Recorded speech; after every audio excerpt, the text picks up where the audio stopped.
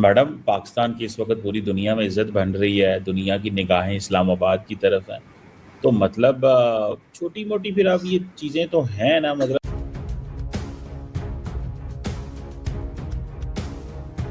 भारत ने तय कर लिया है खून और पानी एक साथ नहीं बहे। Pakistan is in emergency mode. President Zardari is chairing crisis meetings on water. Officials in Pakistan are being directed to manage power cuts. Load shedding is being declared because the hydel generators that run on Indus water are now under pressure. बेचैनी देखने को मिल रही है। पहलगाम हमले के बाद भारत ने ये संधि रोकी। पानी को लेकर पाकिस्तान की चिंता बढ़ गई है। यूएनएससी से संधि लागू कराने की गुहार लगाई जा रही है। पानी जो पाकिस्तान का, जैसे जब जंग हुई थी उन्होंने बोला था हम पानी रोक देंगे, तो रोक दें। हाँ रोक दें।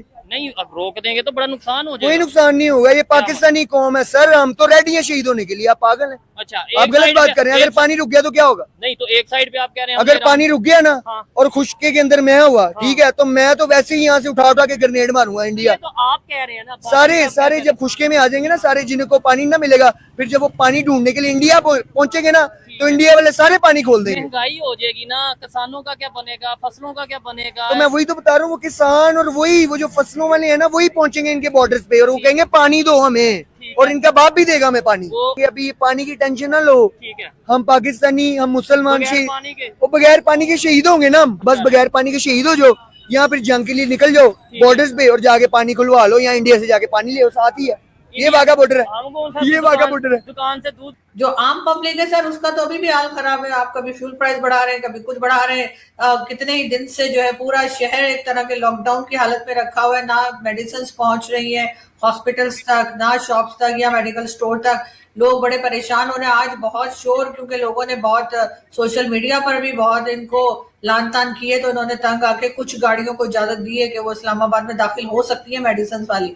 और अभी तक जो है, वरना आम लोग जो पाकिस्तान में लोग रहते हैं सर, उन्हें तो कोई फायदा नहीं हो रहा है। लेकिन हाँ, ये अपने लिए कि अपनी पोस्ट लेने के लिए, अपनी वाहवाही कराने के लिए सारे काम कर रहे हैं। और पाकिस्तान शायद वो वाहिद न्यूक्लियर पावर कंट्री है जो हर वक्त या तो कर्जों में डूबी रहती है, या जिसकी अपनी सिक्योरिटी इतनी खराब है कि कभी कहते हैं कि ईरान उठा के ले जाएगा न्यूक्लियर बम हमारा, तो कभी सऊदी अरेबिया को दे दिया जाएगा। सर क्या क्या बातें की जाती है सर। इतनी हिफाजत तो उसने हमारी नहीं की है न्यूक्लियर एसिड्स बना के, जितनी हम उसकी करते रहते हैं। वो जो भुट्टो साहब कहते थे ना कि जी हम घास खाएंगे लेकिन एटम बम बनाएंगे, तो सर आज घास खाने की नौबत आने वाली है, बस ये आ ही चुकी है। शायद आपने तो नहीं ना खाया अभी घास?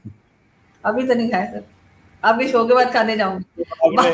आपने नाश्ता घास का कर दिया, आपने मुझे जरूर बता देना, मैं उसी वक्त आपको रात का खाना भेज दूंगा, ताकि आपने जो एटलीस्ट ये जो आपके अंदर खौफ है, जिस दिन आपने घास खा लिया आपने प्लीज मुझे बता देना। मॉर्निंग मैं आपको शाम की घास नहीं खाने दूंगा, ये आपका मेरा वादा।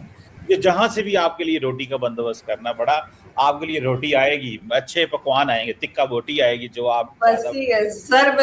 एड्रेस आपके पास है मेरा, आप घर आ चुके हैं, आप भेज दिएगा, आज ही भेजिएगा, क्योंकि मेरा आज प्लान है घास खाने का। आपने बस घास खाने की तस्वीर भेज देनी है मुझे, और एक मतलब वो एक और मेरा काम देखे, फिर बाकी फिर मेरे पे छोड़ दें, और फिर मेरी फुर्तियां देखें उस पर। मैडम ने मतलब आपने इतनी पिक्चर बना दी। देखें ये न्यूक्लियर वेपन ही है। नरेंद्र मोदी साहब जो है ना, ठीक है जी, वो रोजाना हमला कर देते थे, आओ पाकिस्तान पे हमला करें, ठीक है जी, आओ पाकिस्तान पे हमला करें। तो मैडम वो ये वेपन्स और ये सारी चीजें रोकती हैं उनको, वरना देखें सर आप देखें न्यूक्लियर वेपन जब बना ना, पाकिस्तान ने जब हासिल किया है 98 में शायद, if I am not wrong, उससे पहले भारत ने हमारे ऊपर कितने अटैक किए, हमें अटैक करते रहते थे, और उसके बाद कितने अटैक किए। मतलब वो जो अभिनंदन वाला अटैक था वो भी बात का है, जो अभी ऑपरेशन सिंदूर है वो भी बात का है। तो सर वो तो हमारे न्यूक्लियर वेपन से डर ही कोई नहीं रहे, जो हमें लग रहा था कि अगर हमारे पास ये होगा तो भारत तो कभी अटैक ही नहीं करेगा। मैं कहता हूँ बिल्कुल ठीक कह रही है, मैं कहता हूँ बिल्कुल ठीक। आप जो कहती हैं सही कहती हैं। आपने देखें किसी वक्त भी घास खाना है, आपकी बातों को मैं इजी नहीं लेता। मुझे सिर्फ आप इतना बताएं, जस्ट ये जो चीज़ है कि इंडिया पाकिस्तान पे हमला करता है, तो जो पाकिस्तान की डिटेरेंस है वो तो न्यूक्लियर वेपन से ही है। ईरान के ऊपर अमेरिका हमला करता है, अमेरिका को पता होता है इसने क्या कर लेना। इंडिया को पता है कि पाकिस्तान ने आगे से जवाब देना है, हमारे जहाज गिराएगा, तो लिहाजा वो खामोश बैठे रहते हैं। मतलब आप जो इस्लामाबाद में ये सारा टाइम टिप टॉप घूमती रहती है ना गाड़ी पे, कभी इस कॉलर पे, कभी उस शॉप पे, इधर से कपड़े उधर से, ये थैंक्स टू पाकिस्तान की military establishment and political leadership and Pakistan scientist and academics and researchers जिन्होंने ये सारा काम किया। तो आप ये टिप टॉप होके ना घूमती, मतलब अगर ये हमारी सिक्योरिटी ना होती। मैडम हाँ, इस चीज से मैं एग्री करता हूँ कि इनको ये थोड़े से ये सिक्योरिटी मामलात जो हैं इस तरह के करने चाहिए कि ये चिकन घास तो आप मैडम घास पहुंच गया, क्योंकि आपने कहा है कि वो घास भी खाने पे मजबूर हो जाएंगे, सड़कें बंद हैं, तो वो घास पहुंच गया आपके भाई। सर मुझे ये बताइए ना, कि आखिर जो आम आदमी है वो बेचारा कहाँ गया? आपको सर मजाक लग रहा है, क्योंकि आपको तो उधर से गेट नंबर 4 से भी चेक आ जाता है सर, मुझे तो नहीं आता।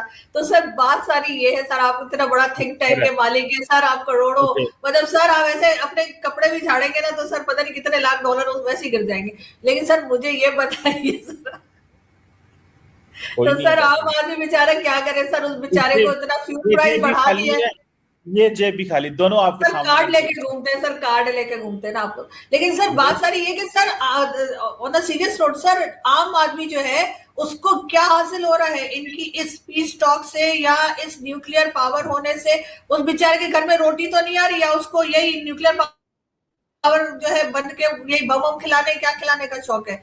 तो सर जब तक आम आदमी की हालत ठीक नहीं होगी, पाकिस्तान की इकोनॉमी ठीक नहीं होगी, आम आदमी की इकोनॉमी ठीक नहीं होगी सर, किसी चीज का कोई फायदा नहीं। सर मेरे घर के सामने मार्केट है, वहां पे मैं सब्जी वाले से बात कर रही थी, उसकी सब्जी नहीं आ पा रही थी, वो जो रोड बनती, तो सर वो कह रहा था कि भाई हमने कहा भाई हम तो न्यूक्लियर पावर है, आप किस बात को रो रहे हैं कि जी रोड बंद है और सामान नहीं आया? तो वो कहने लगा सर इनको चाहिए हमारे सर पे मार दे। सवाल ये है मैडम, द क्वेश्चन अराइजेस, जो कि बड़ा सिंपल सा है।